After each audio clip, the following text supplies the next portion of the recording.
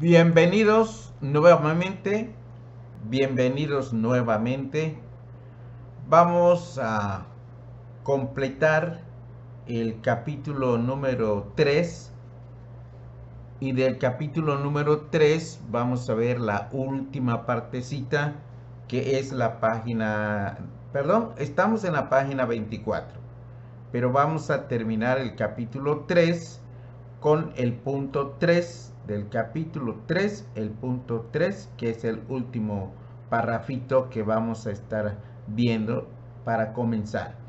Bueno, aquí lo que dice es que la formulación del propósito específico del sermón exige la eliminación de todo otro propósito en relación con ese sermón.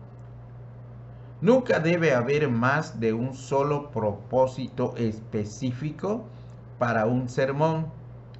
Es verdad que un sermón dirigido a los creyentes puede tocar el corazón de un inconverso y un sermón evangelístico puede edificar a un creyente, pero semejantes resultados benditos no deben oscurecer el hecho de que ningún sermón puede ser realmente eficaz sin la agudeza que proviene de tener un solo propósito específico.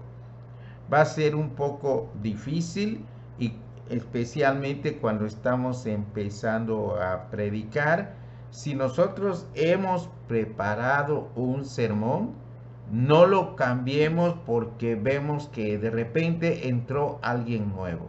Sigamos con lo que Dios ya nos dio y prediquemos tal y como lo habíamos preparado. Si llegó alguien nuevo, es lo que estamos predicando es palabra de Dios y Dios lo puede usar para las personas nuevas. Así que no nos preocupemos. Detrás de nosotros o delante de nosotros está el Señor siempre preparando todas las circunstancias. Ahora, que si ya hace tiempo que estamos predicando y tenemos cierta experiencia, podemos de alguna manera dar un sesguecito y enfatizar un poquito más lo que pensamos que le puede servir a una persona que no tiene conocimiento de la palabra. Pero no nos forcemos, no nos entretengamos y que perdamos el hilo de lo que estamos predicando. Nosotros, de acuerdo al propósito específico, si es de aliento, si es de consagración, si es lo que sea, vamos a seguir con ese propósito específico. El Señor obrará con su palabra y su espíritu. Muy bien, ahora vamos a pasar, todavía estamos en la página 24, pasamos al capítulo 4. El sermón eficaz demanda un mensaje bíblico. El sermón eficaz demanda un mensaje bíblico. Muy bien, ya hemos definido el sermón eficaz como aquel que logra su propósito. Ya vimos en el capítulo anterior, el capítulo 3, ya vimos que el sermón eficaz demanda un propósito definido. El valor o importancia de la determinación del propósito del sermón. Eso es lo que ya vimos. Ya vimos los propósitos generales del sermón, que el sermón, los propósitos que hay son 6. Puede ser evangelístico, doctrinal, de devoción, de consagración, ético, moral o de aliento. Muy bien. También vimos que el propósito específico del sermón, ahora veremos, ahora vamos a ver que cuando el apóstol Pedro escribió acerca de la experiencia inicial de la vida cristiana, lo describió o la describió así: siendo renacidos, no de simiente corruptible, sino de incorruptible, por la palabra de Dios que vive y permanece para siempre. Así dice Primera de Pedro 1:23.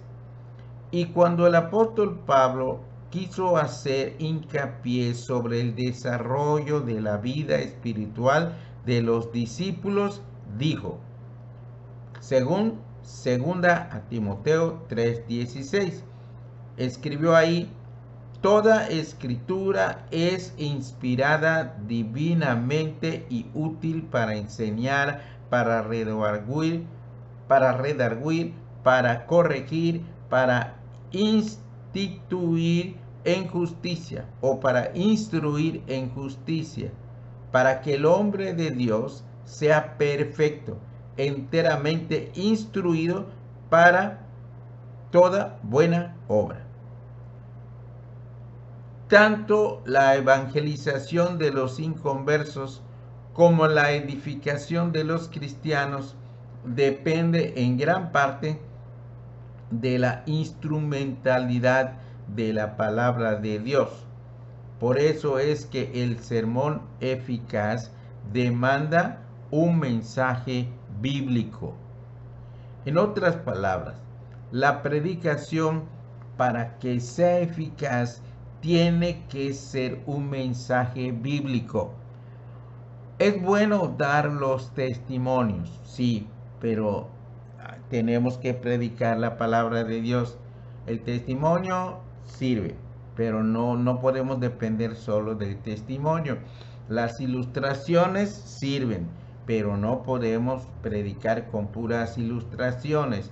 Así que tiene que haber Biblia, tiene que haber palabra de Dios, aunque contemos historias o cualquier cosa, pero lo más importante es la palabra de Dios. Hay una definición aquí.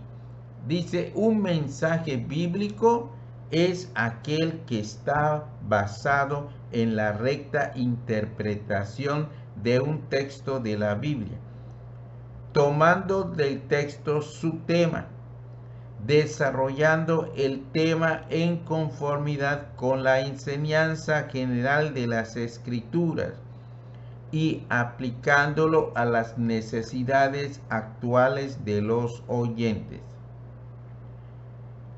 Entonces se verá desde luego que esta definición hace que el concepto de un mensaje bíblico gire en torno a dos consideraciones: el texto y el tema.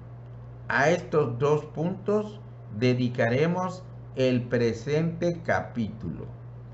Y de aquí vamos a pasar a la página 26.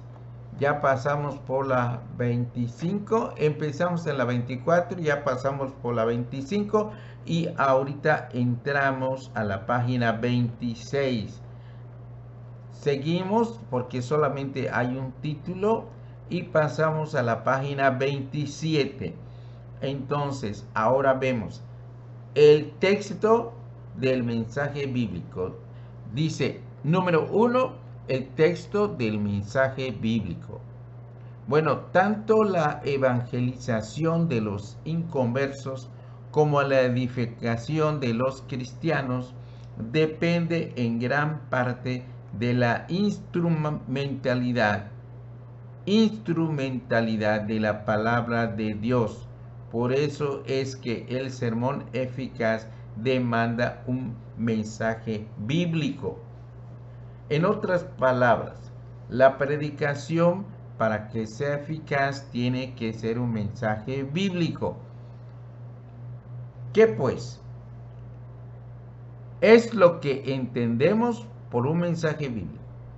¿Qué pues es lo que entendemos por un mensaje bíblico?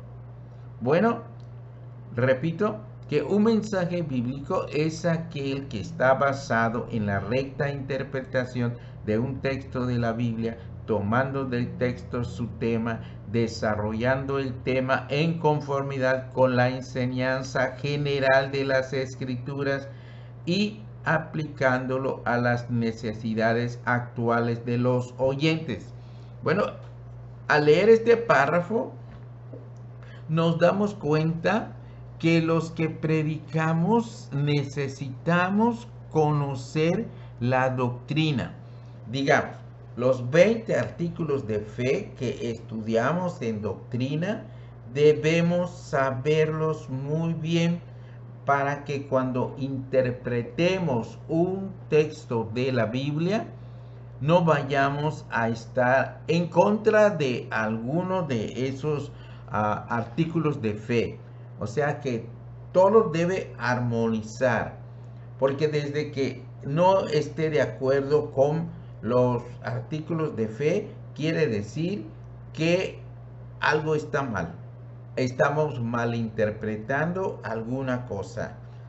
Pero bueno, eso es muy importante que nosotros entendamos por qué hay estos artículos de fe y nosotros necesitamos, por eso se estudia los artículos de fe con mucho cuidado y tarda el estudio. Bueno, se puede estudiar en un ratito, pero para que entendamos bien necesitamos pasar un tiempo con la Biblia. Entonces, para que no malinterpretemos los pasajes, porque los pasajes los vamos a encontrar en la Biblia, uno por aquí, otro por allá, pero toda la Biblia tiene continuidad. Y si no tenemos cuidado, podemos entrar en alguna contradicción. Podríamos enseñar algo que está contradiciendo otro pasaje. Los predicadores tenemos que cuidar que no se contradiga nada, que lo que estamos diciendo, sea de cualquier parte de la Biblia, esté bien interpretado y se puede comprobar porque cualquier artículo de fe está de acuerdo. Obviamente que lo que estamos predicando no va a salir exactamente en todos los artículos de fe, pero digamos que todos los artículos de fe, vamos a decir que son personas, los artículos de fe. Cuando nosotros predicamos, ningún artículo de fe puede decir, hey, a mí no me tomaron en cuenta. No, porque estamos tomando en cuenta todo lo que dice la Biblia. Eso es lo que se considera como el consejo de la Biblia. Entonces, por eso debemos conocer bien la doctrina y así interpretar correctamente los pasajes que vayamos a usar, los capítulos, versículos o simplemente un fragmento del capítulo, lo que sea. La porción de la Biblia debe tener una idea completa y debe coincidir con todo el sistema que hay de los artículos de fe. Muy bien. Bueno, entonces, ahora hablemos de la gran importancia del texto básico. El texto vamos a hablar de la gran importancia del texto bíblico básico. Bíblico básico. Número 1. La función del texto. Podemos definir el texto como aquel pasaje de las Escrituras, sea breve o extenso, como ya les dije en otra ocasión, puede ser un capítulo, puede ser un versículo, pueden ser 5 versículos, 3 versículos, pero debe tener una idea completa. Una idea completa, aunque sea en un versículo, a veces hay una idea completa en un solo versículo. Muy bien, entonces Podemos definir el texto como aquel pasaje de las Escrituras, sea breve o extenso, del cual el predicador deriva el tema de su sermón. De esta definición se desprende que el texto desempeña una función indispensable, a saber, la de proporcionar el tema del sermón. Por ejemplo, vamos a citar un texto, un versículo muy conocido. En este caso, el texto va a ser solamente un versículo, porque con ese versículo tenemos toda una verdad ahí y podemos desarrollar un mensaje con ese solo versículo. Por ejemplo, Juan 3:16. Ahí nosotros podríamos usar ese texto para elaborar un mensaje. Por ejemplo, el texto dice: de tal manera amó Dios al mundo que ha dado a su Hijo unigénito, para que todo aquel que en él crea o que en él cree no se pierda, mas tenga vida eterna. Repito, de tal manera amó Dios al mundo que ha dado a su Hijo unigénito, para que todo aquel que en él cree no se pierda, mas tenga vida eterna. Muy bien, entonces cuando nosotros empezamos a estudiar ese texto, lo vamos estudiando despacito. Y entonces lo primerito que vamos a encontrar es de tal, de tal. Esa palabrita tal significa mucho. Tal. ¿Qué está significando, qué está significando ahí tal? Está diciendo que es una manera, como que está llamando la atención. No es una cosa común, es algo muy, muy especial. O sea, eso de tal manera, o sea, quiere decir que no es una manera común de amar. Es una manera que es casi increíble. Entonces, de tal manera, y podemos seguirlo explicando, de tal manera. Ahora, de tal manera que amó Dios al mundo, de tal manera, una manera increíble, humanamente increíble. De tal manera amó Dios al mundo, al mundo. Amó Dios al mundo. Y entonces, ¿y qué mundo?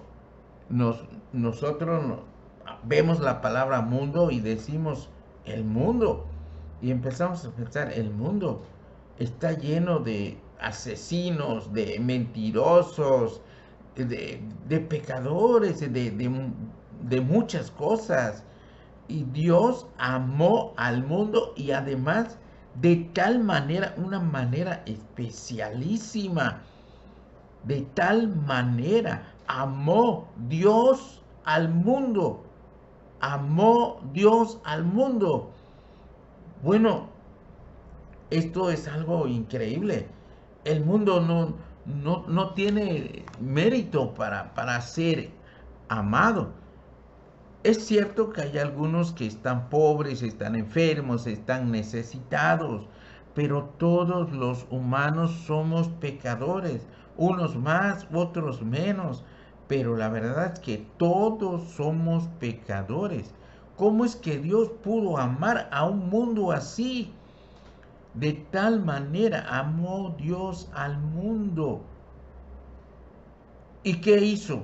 ¿Por qué decimos que de tal manera, de que es una manera muy especial? Porque dio a su Hijo unigénito, a su único Hijo. Él lo dio para salvar a ese mundo terrible. Pero dice también la Biblia, para que todo aquel que en él cree. Entonces ahí viene claro que Dios amó a todo el mundo, y para todo el mundo mandó a Cristo, pero no todos creen en Cristo. Y entonces ahí es donde se hace la división. Pero la división es porque el hombre y la mujer no creen. La condición es creer. La salvación es gratuita, solo que hay que creerla. Y cuando uno no la quiere creer o la rechaza porque le gusta más su vida de estar perdido, pero de hacer todo lo que le da la gana, aunque se está autodestruyendo, cuando prefiere eso en lugar de creer, entonces ya no es posible que Cristo lo salve, porque Él no se deja salvar. Ok, decimos que, según entendemos también en la Biblia, aquellos que se van a salvar van a ser elegidos por gracia.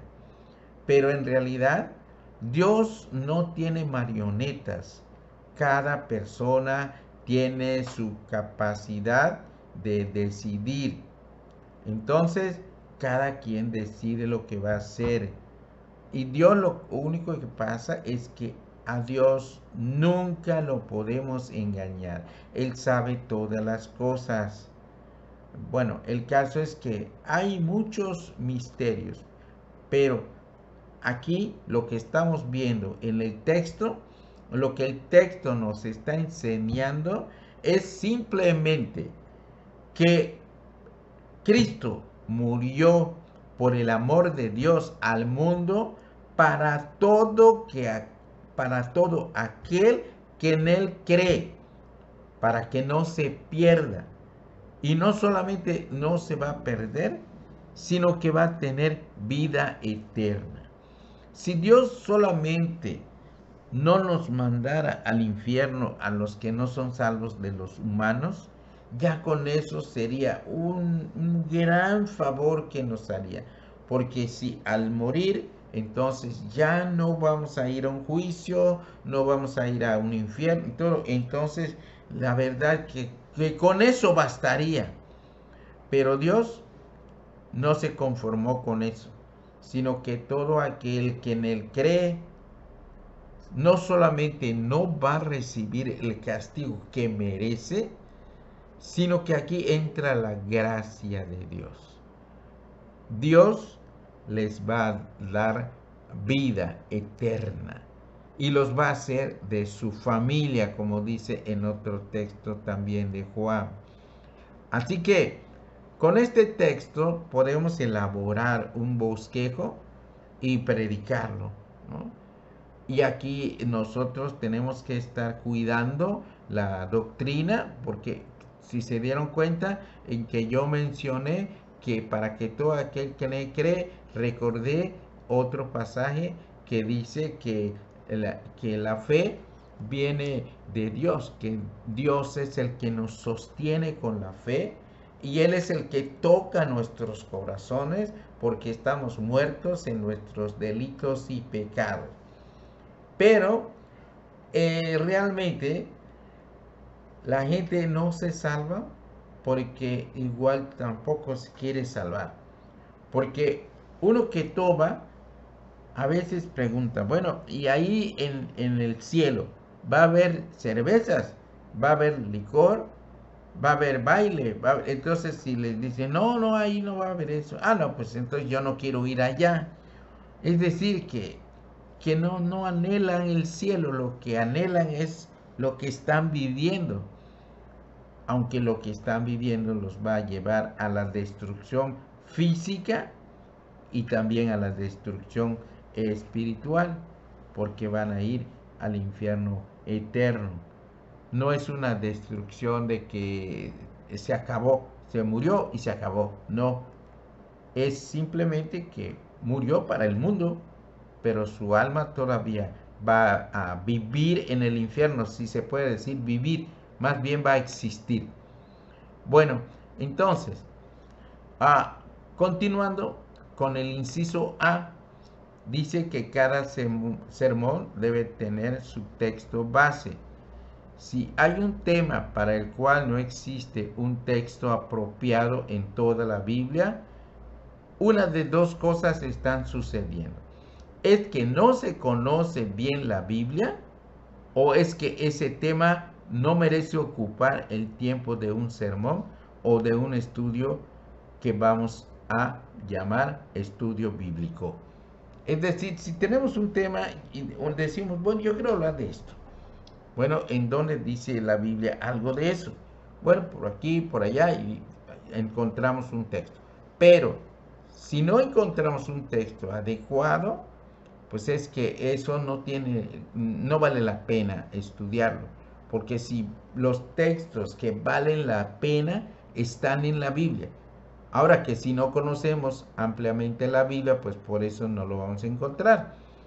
Entonces, o son dos cosas, o no vale la pena tratar ese tema porque pues ni siquiera está en la Biblia, o no conocemos la Biblia. Entonces, mejor vamos a usar textos que sí los hemos encontrado en la Biblia, y así es más fácil no estar buscando los textos porque primero tuvimos el tema y luego vamos a buscar la Biblia. Mejor vamos a buscar primero en la Biblia y ver qué temas se desprende de un texto que estamos estudiando. Entonces, si el tema no está expresado en algún pasaje de las Escrituras o si no se encuentra en algún principio de las Escrituras, porque a veces no está literalmente el tema así directamente, pero hay algún texto de la Biblia que cuando menos está mencionando ese tema. Entonces, así se podría usar un texto de la Biblia que está mencionando ese tema. O también si no queda sobreentendido en relación con alguna narración, parábola, evento o personaje de las escrituras, o si ningún lenguaje escritural lo sugiere mediante una legítima asociación de ideas. O sea, si no lo podemos conectar con la Biblia, estamos forzando ahí, pero por más que le hagamos, no es que quiere decir que no vale la pena ese tema. Porque, repito, los temas que valen la pena están en la Biblia.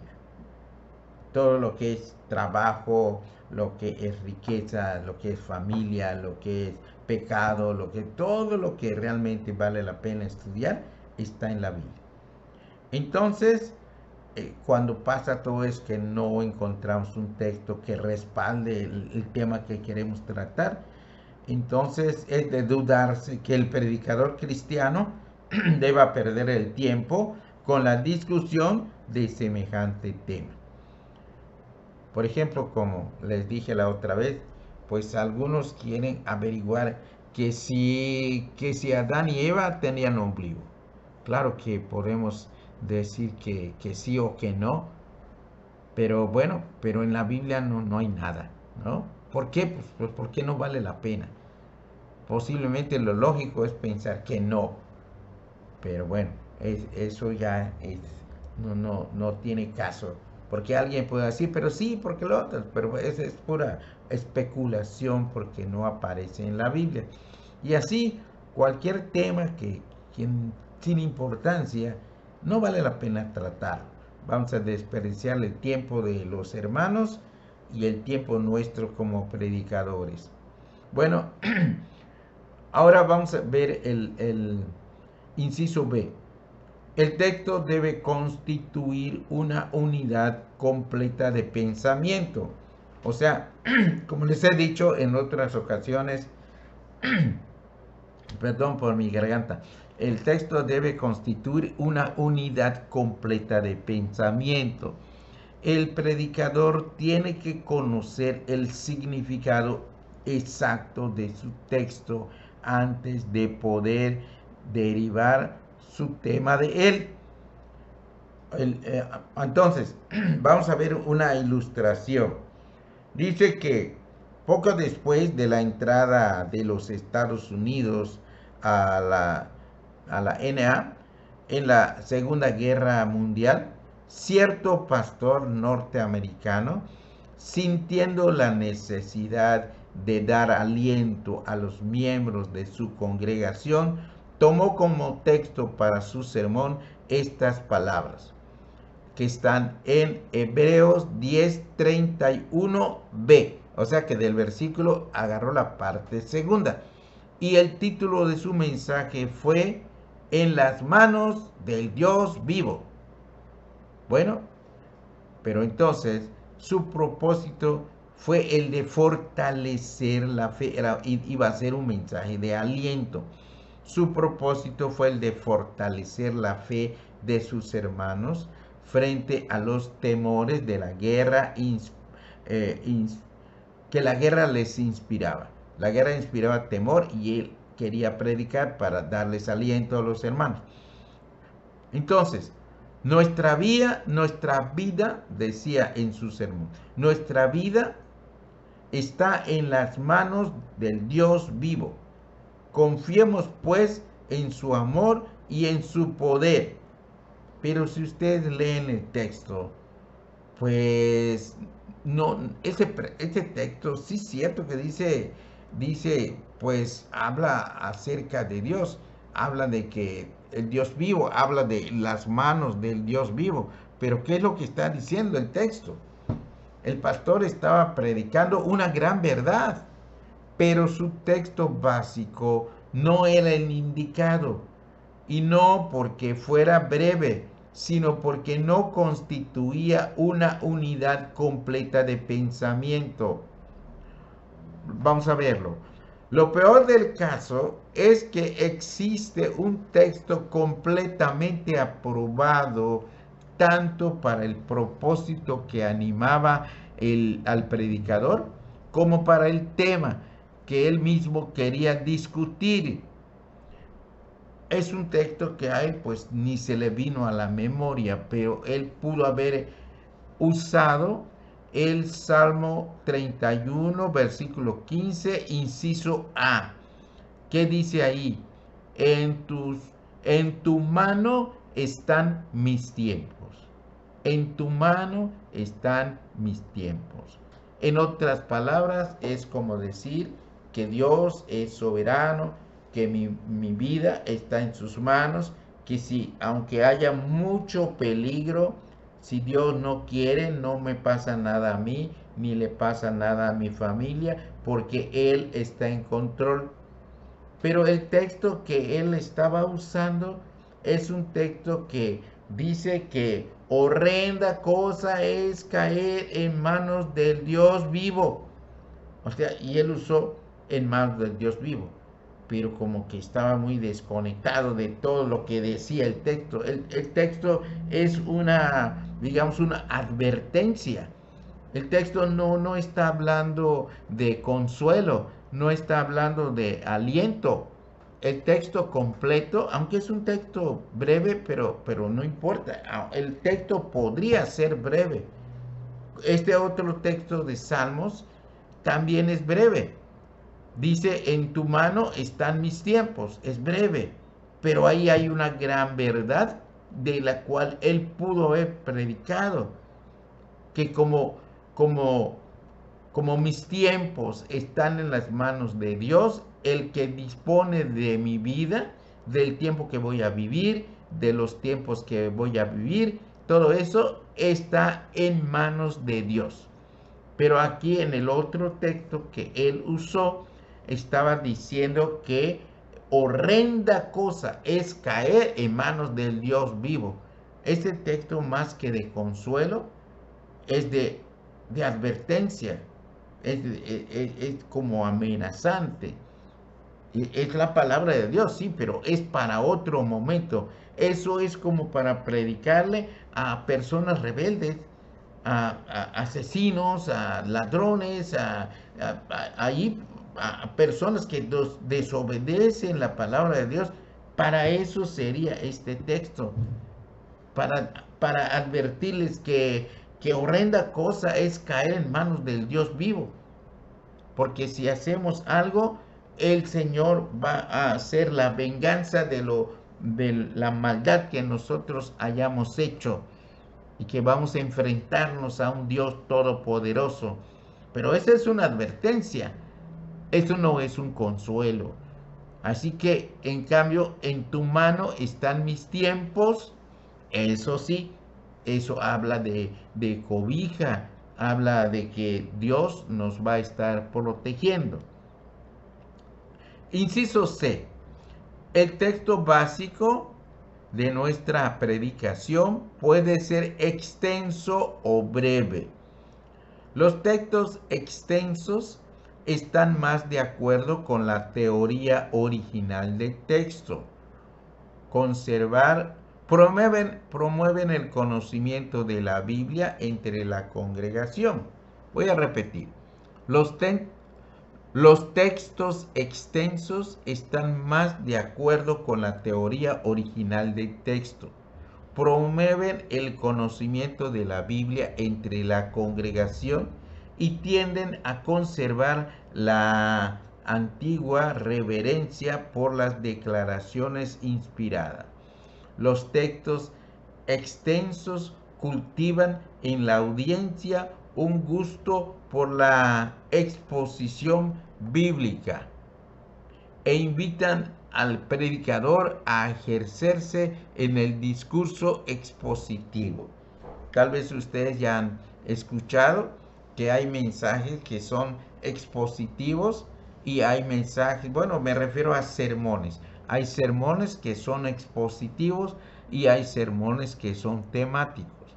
Entonces, los textos extensos se prestan mucho para los sermones, mensajes que son de tipo, pues, como dije antes, expositivos, porque cuentan toda la historia y luego la explican, la aplican, entonces es como que más fácil de llevar con la mente, porque hay eventos, hay personas, hay muchas cosas que se mueven y bueno, eso ayuda al pensamiento. En cambio, los textos temáticos son un poquito más difíciles de que la gente les ponga mucha atención. Aunque, aunque también hay predicadores que pueden hacer muy bien cualquiera de las dos cosas, ya sea expositivo o ya sea temático. De todas maneras, Dios los usa para que puedan explicarlo de una manera que sea amena y que se pueda entender, se pueda ir llevando poco a poco el aprendizaje. Bueno, entonces, pero los textos breves, esto es en cuanto a los textos extensos. Por ejemplo, una historia. Digamos que agarramos la historia de Ruth. Ruth tiene 4 capítulos. Entonces nosotros tomamos el libro, pero el libro es una historia. Tiene muchas lecciones, pero uno puede agarrar todo el libro y entonces explicarlo y va a ser muy interesante. Lo mismo pasa con Jonás. Jonás solo tiene 4 capítulos igual y con esos 4 capítulos uno puede contar la historia bueno, a grosso modo, pero pues como no está muy largo el libro, pues en una sola reunión podría ser que uno explique toda la historia de Jonás. Claro que realmente si uno quiere hacer un estudio más profundo, bueno, no bastaría con una sesión, porque hay muchas cosas que ver en esa historia. Se puede ver solamente como una historia y tiene muchas lecciones, pero igual se puede ver de una manera temática. Pero eso pues ya lo veremos después, más adelante, que ya estemos un poco más avanzados, ya podríamos hacer diferentes cosas. Bueno, ahora vamos a ver aquí el inciso 2. Vamos a ver el inciso 2 de esta parte, de este capítulo. Vamos a ver el inciso 2. Es que hay incisos de 1, 2, 3 y también hay incisos que son de letritas. Bueno, el inciso 2 que dice las ventajas de tener un texto para cada sermón. La práctica de basar cada mensaje en algún trozo definido de las Sagradas Escrituras contribuye poderosamente a la eficacia de la predicación. Claro, porque como les dije, el milagro está en la palabra de Dios. Es algo maravilloso. Entonces, cuando se lee la palabra de Dios, se estudia la palabra de Dios, pues estamos hablando de un tesoro. Las palabras de Dios, ya sean proverbios, ya sean eh, advertencias, ya sean promesas, lo que sea, pero como es palabra de Dios, es algo especial. Entonces, si nos ponemos a contar anécdotas, historias, testimonios, bueno, sí es interesante, pero no solo se trata de ser interesante, se trata de nutrir con la palabra de Dios a nuestros oyentes. Por eso tenemos que usar la Biblia. No podemos estar usando el tiempo de la predicación o del estudio bíblico solamente contando una historia. Lo podemos hacer por un ratito como una ilustración, pero luego hay que seguir con la Biblia. Bueno, también el inciso A del punto 2 dice que el texto ayuda a conseguir la atención de la congregación. Las personas prestamos atención a lo que nos interesa.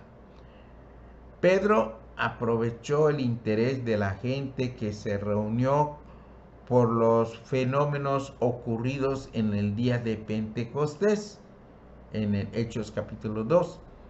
También aprovechó la excitación popular que había sido motivada por la sanidad del hombre nacido cojo, ofreciendo al principio de sus palabras una explicación de lo que había sido hecho. Y en los dos casos, lo que hizo el apóstol Pedro no fue solo comentar los eventos que tanto el de Pentecostés como el de la sanidad, sino que lo que hizo él es usar la palabra de Dios. Y vemos varios versículos que el apóstol Pedro usó para mostrarle a la gente que esto es lo que estaban viendo, es lo que estaba escrito. Y eso es muy importante. Relacionar los eventos con la Biblia. ¿Qué tiene que ver la Biblia con lo que está ocurriendo en el mundo, que está ocurriendo ahora tal vez en las familias? ¿Y qué dice la Biblia sobre eso, sobre los problemas en las familias, en la ciudad y en todos? ¿Qué dice la Biblia acerca de eso? Experimentados ministros dicen que nuestras congregaciones en su mayor parte están compuestas de personas que tienen interés en la palabra de Dios y que ese interés es mucho más grande de lo que generalmente pensamos los predicadores. De manera que entonces no vamos a estar entreteniendo a la gente con chistes o con historias, anécdotas y demás, sino que tenemos que usar la palabra de Dios, porque esa es la base de lo que debemos enseñar. Muy bien, vamos a pasar a la página 29, la página 29, y vamos a ver aquí que dice que aún el más imperfecto de los cristianos comparte en algún grado el sentimiento expresado por el salmista cuando dice en Salmo 119, 103, cuán dulces son a mi paladar tus palabras, más que la miel a mi boca. Como les estaba diciendo, la palabra de Dios es maravillosa, es deliciosa, es incomparable y por eso juntamente con el salmista, podemos compartir las palabras del salmista y decir: cuán dulces son a mi paladar tus palabras. A Dios se lo estamos diciendo. Más que la miel a mi boca. Por eso, cuando el predicador hace la presentación de su texto, se apodera de la atención de sus oyentes, al menos por ese momento. Cuando el predicador dice: vamos a hablar de este texto, como que la gente para la oreja, dice: a ver, de qué va a tratar, de qué texto va a ser. Y bueno, y muchas veces algún hermano lo oye y dice: ese texto que estaba yo estudiando esta semana, o el otro día, cuando estaba estudiando eso, hubo algo que no entendí. A ver si lo explica y le pone atención al mensaje. Esto hay que tomarlo en cuenta cuando vamos a predicar o a dar un estudio bíblico.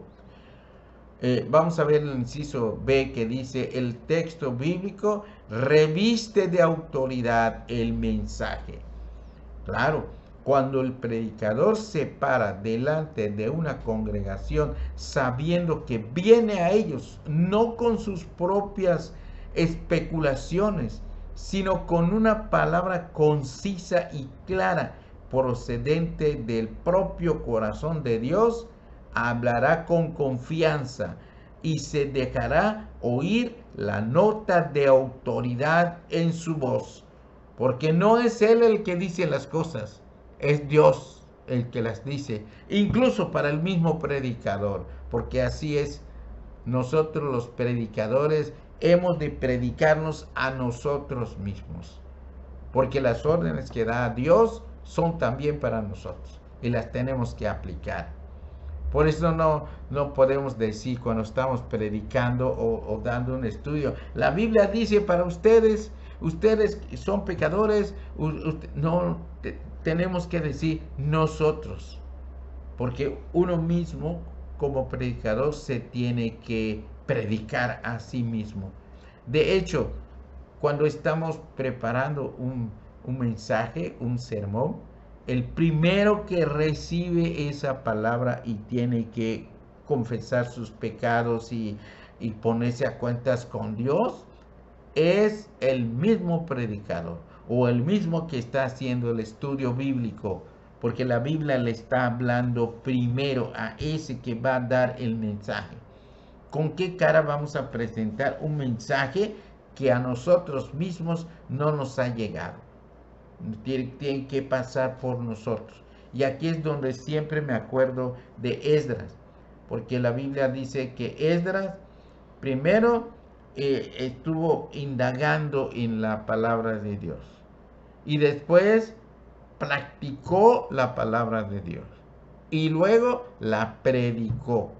Entonces el orden es que uno primero estudie la palabra, la investigue, averigüe bien cómo es para que explique la verdad con toda seguridad.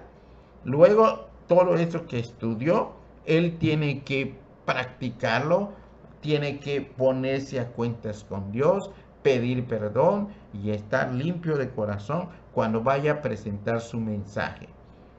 Entonces, lo tercero es presentar el mensaje. Hay algo en el corazón humano que responde a lo que se proclama con convicción.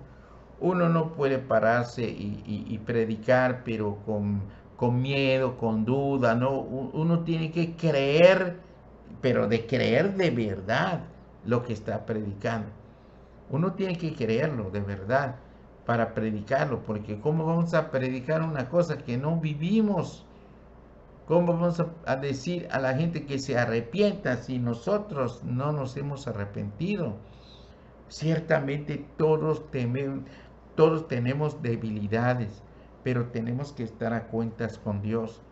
Y ya sabemos, la Biblia dice que Él es nuestro abogado, pero igual sabemos que no debemos abusar de la gracia de Dios. Y todo eso debemos estar muy conscientes para predicar con autoridad, pero a la vez con humildad. porque no podemos estar regañando a la gente si nosotros mismos no hemos sido regañados por la palabra de Dios. Así que, bueno, se cuenta de David Hume, historiador, filósofo y escéptico del siglo XVIII, que en cierta ocasión un amigo lo detuvo en una de las calles de Londres para preguntarle a dónde iba con tanta prisa. Voy, dijo el hombre, al oír a predicar a Whitefield. Tal noticia le causó sorpresa al amigo y preguntó de nuevo al famoso, porque David Hume, historiador, filósofo, era escéptico, o sea que él no creía en Dios, ¿no? Y como él no creía en Dios, pero se lo encuentra un amigo y le dice, ¿dónde vas? A prisa, ¿dónde vas? Dice, voy a ir a predicar a Whitefield. Pero tal noticia le causó sorpresa a su amigo y le preguntó de nuevo al famoso escéptico, le preguntó al escéptico, pero usted no cree en lo que Whitefield predica, ¿verdad? Y él contestó, no, yo no creo lo que él predica, pero él sí lo cree, él sí lo cree. Entonces él